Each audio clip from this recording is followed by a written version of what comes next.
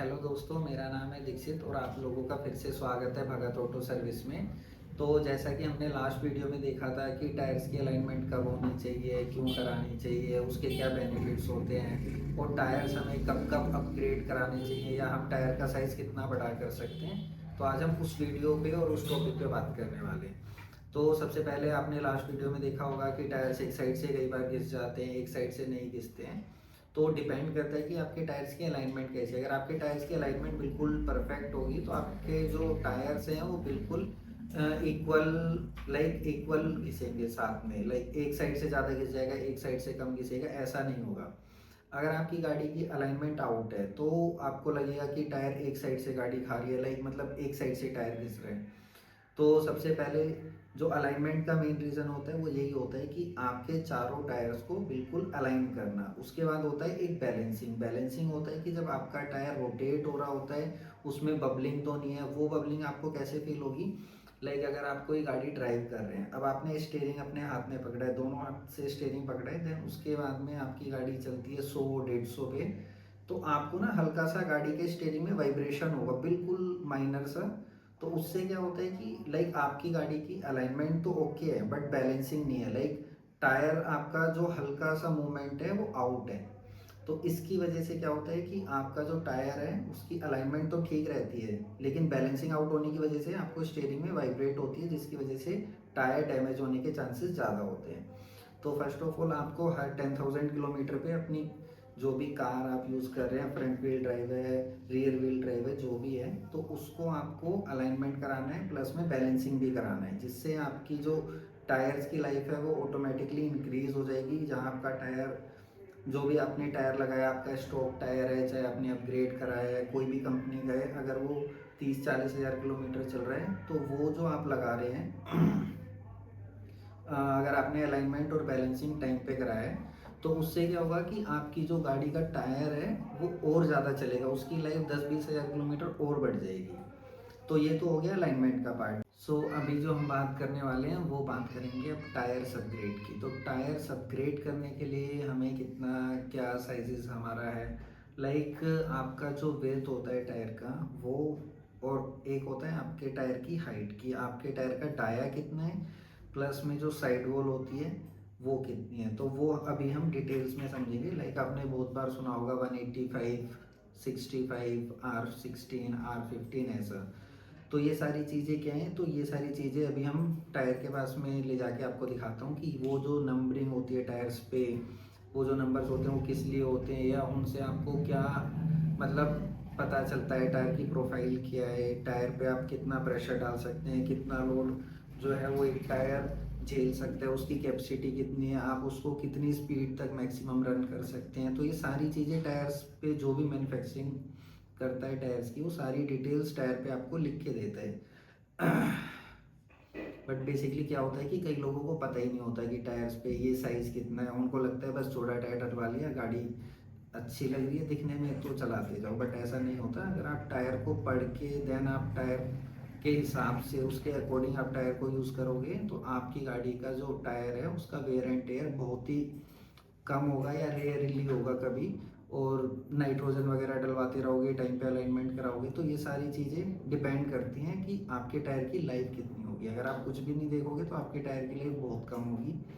और जो अपग्रेड करना है वो कितना करना है, तो चलिए, अभी मेरे पास अपनी गाड़ी तो नहीं है बट मेरे पास में एक दूसरी गाड़ी है, तो उसका टायर, बेसिकली आपको टायर देखना है कि प्रोफाइल हम टायर की कैसे देख सकते हैं, क्या क्या नंबर्स होते हैं, तो सारी डिटेल्स में मैं आपको अभी बताता हूँ। देखो गाइस, तो अभी हम आए हैं अपनी गाड़ी के पास में। तो अब हम बात करते हैं टायर्स की। देखो, ये तो इसकी ब्रांडिंग हो गई अर्थ1 की, ये जो भी योकोहामा का टायर है। अब यहाँ पे आप देखेंगे, ये देखो ईयर एंड मंथ 9N। अब ये देखेंगे यहाँ पे आपको जो दिख रहा है, ये नंबर दिख रहा है आपको EMU0525। तो अब ये जो 05 है ये होता है मंथ, मतलब आप मंथ वाइज कैलकुलेट कर सकते हो। और ये जो 25 है ये होता है ईयर। तो 2025 में 5वें हफ्ते का ये टायर मैन्युफैक्चरिंग है इसका। तो ऐसे हम देखते हैं कि मैन्युफैक्चरिंग डेट क्या है, ये आप देख सकते हैं ना यहाँ पे। और ये योकोहामा का टायर है। ये टायर मेरी ही गाड़ी का है और मैंने अपग्रेड करा लिया है दोबारा। जो पहले आपको वीडियो में दिखाया था एस ड्राइव, वो टायर मेरा ज़्यादा चला नहीं था, देन उसके बाद मैंने चेंज करा लिया था। अब ये देखिए, ये होता है टायर का प्रोफाइल। ये आप देख रहे हैं 195 65 R1591H। अब इसमें क्या है, तो ये जो 195 है, ये आप देख रहे हैं, ये होता है कि टायर की विड्थ, ये वाली जो विड्थ है ये होता है 195 mm। तो ये 195 mm हो गया टायर का विड्थ। देन इस 195 का 65% होता है इसका साइड वॉल, ये वाला। तो ये साइड वॉल कितना है, ये 65% है 195 का। तो 195 का आप 65% निकालोगे, जितना भी आएगा उतना इसका विड्थ होता है। और ये जो आर आप देख रहे हैं, ये होता है रेडियल, आजकल सारे रेडियल टायर आ रहे हैं। देन ये 15 होता है, ये 15 इंच होता है डाया, डाया बोलते हैं। अब ये आप पूरा टायर देखिए, तो ये यहाँ से लेके यहाँ तक का जो रिम का हमारा साइज़ है वो होता है 15 इंच, 16 इंच, 17 इंच ऐसे। जो ये डाया होता है बीच का, इसको बोलते हैं हम डाया। रिम साइज़ जो होता है, जो टायर का डाया होता है, तो ये होता है 15 इंच। यहाँ पे आप देखेंगे जो 15 होता है, इसका मतलब होता है 15। अब उसके बाद आप देखेंगे 91H लिखा है, तो 91 और ये H, ये मैं आपके साथ में एक ग्राफ अभी शेयर कर लेता हूँ। तो ये 91 और H का मतलब होता है कि ये जो ग्राफ में जो भी चीज़ें हैं ना, कि 91 आप कितनी स्पीड से चला सकते हो, कितना लोड ये टायर आपका ले सकता है, इसको बोलते हैं speed and load chart index. तो ये मैं एक पिक्चर आपके साथ में शेयर कर दूंगा, जहाँ से आप देख सकते हैं कि इसमें टायर जो इसकी कैपेसिटी है वो कितना लोड ले सकती है और कितना स्पीड तक हम इस टायर को रन कर सकते हैं। अब जैसे कि आप इस वीडियो में देख सकते हैं, मतलब एक पिक्चर में, कि जैसे सबसे पहले हम ऊपर देखेंगे तो आपको दिख रहा होगा speed symbol, maximum speed kilometre per hour and maximum speed miles per hour, ये अप्रोक्सीमेटली है। तो अभी जैसे हमने देखा था 91H, अभी 91 जो होता है वो होता है वेट, कि आप वो टायर कितना वेट सहन कर सकता है, लाइक उसकी कैपेसिटी कितनी है। और ये जो उसके आगे नंबर्स होते हैं JKLM, जो हमने देखा था अभी, हमारी जो टायर मैंने दिखाया उसमें था 91H। 91 अभी हम दूसरे चार्ट में देखेंगे, अभी ये है स्पीड लिमिट का। तो जो अल्फ़ाबेटिकल नंबर लिखा होता है, H हो, N हो, P हो, जो भी हो, तो उसके अकॉर्डिंग आप अपना स्पीड देख सकते हैं। तो हमारा था H। अभी आप इस चार्ट में देखेंगे तो जो H है उसके आगे स्पीड लिमिट है 210 किलोमीटर पर आवर। तो ये जो टायर है इसको हम 210 स्पीड तक, मैक्सिमम इसकी कैपेसिटी है, वहां तक हम इसको रन कर सकते हैं उतनी स्पीड में। तो अब इसका मतलब ये नहीं है कि अगर 210 उसकी मैक्सिमम लिमिट है टायर की तो हम 210 ही चलाएं, नहीं। लाइक अब उसको 150 160 तक वो टायर कैपेबल है इतनी स्पीड तक रोटेट होने के लिए, बट उससे ज़्यादा आप नहीं चला सकते। और उसकी अगर मैक्सिमम कैपेसिटी की बात करें तो वो है 210 किलोमीटर पर आवर। और अगर आप माइल्स में देखेंगे तो वो आएगा 149 माइल्स पर आवर। तो ऐसे ही अगर आपके टायर में आप देखेंगे किसी में T होगा, U होगा, S होगा, तो उसके अकॉर्डिंग इसकी स्पीड लिमिट्स होती हैं। तो बेसिकली आप देख सकते हैं कि आपकी जो भी गाड़ी आप रन कर रहे हैं उसके आगे उसकी टायर की कैपेसिटी कितनी है स्पीड की, तो उसके अकॉर्डिंग आप गाड़ी ड्राइव कर सकते हैं। तो बेसिकली अगर आपका J है, K है, तो आपका J पे 100 है, K पे 110 है, L पे 120 है। तो उसके अकॉर्डिंग आप ये सारी चीज़ें देख सकते हैं कि कितनी स्पीड लिमिट है आपके टायर की, जो भी आप टायर यूज़ कर रहे हैं, या जो भी स्टॉक टायर है आपकी गाड़ी में।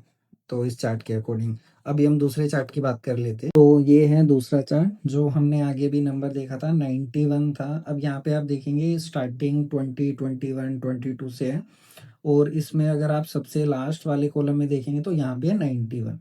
91 के आगे आपको वेट दिया हुआ है केजी में, तो 615, तो मतलब 615 किलो एक टायर की कैपेसिटी है, कि वो इतना लोड कैपेसिटी ले सकता है।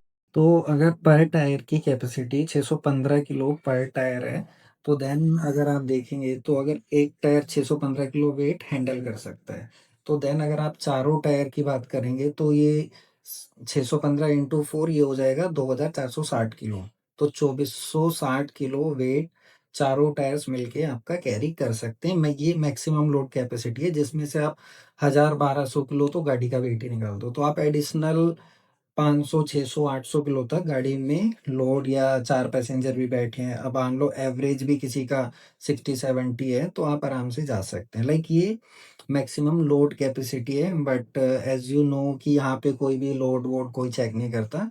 बट जो इंटरेस्टेड है, जिसको जानना है कि मेरे टायर में क्या-क्या वैल्यूज़ हैं, कितना वो वेट ले सकता है, क्या उसकी मैक्सिमम स्पीड लिमिट है, तो उसके अकॉर्डिंग आप टायर की लाइक टेक केयर कर सकते हो एक्स्ट्रा, जिससे आपको बेटर परफॉर्मेंस मिलेगी गाड़ी में। तो ये थी सारी बातें जो कि हम टायर्स के बारे में जानते हैं कि लाइक क्या-क्या उसमें न्यूमेरिक डिजिट्स होते हैं, अल्फ़ाबेटिकल क्या होते हैं, क्या उनका मीनिंग होता है। तो होपफुली आपको टायर्स के बारे में पूरी डिटेल्स में इन्फॉर्मेशन मिल गई होगी इस वीडियो में।